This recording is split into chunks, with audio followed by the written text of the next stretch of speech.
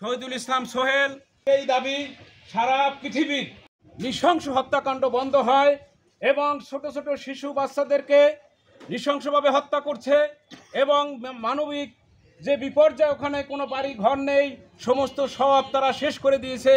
আজকে সমস্ত মুসলমানবাসী আমাদের ঐক্য হওয়ার একটি সমস্ত আরববাসী আমরা এক হওয়ার জন্য আহ্বান জানাই যে আরব বিশ্বে যত শক্তিধর মুসলমান কান্ট্রি রয়েছেন, আজ ইরান রয়েছে, সিরিয়া রয়েছে, তুরস্ক রয়েছে, আজকে যদি সবাই মিলেমিশে আরব বিশ্ব যদি আমরা একত্রিত হয়ে ওই জারজ সন্তান ইসরায়েলি বাহিনীর বিরুদ্ধে আমরা যদি লড়াই করি, তাহলে আজকে সমস্ত মুসলমানদের নির্যাতিত মুসলমানদেরকে আমরা রক্ষা করতে পারবো।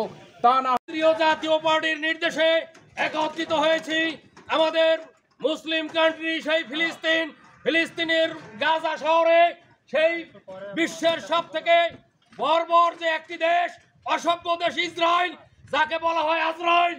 এই আজরাইল নামক ইসরায়েল দেশটি এই মুসলমানদেরকে নির্বিচারে হত্যা করতেছে।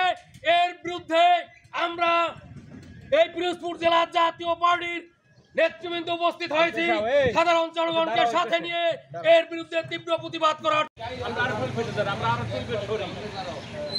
ভাই এদিকে তো জায়গা কম, এই জায়গায় ওদিকে যাই।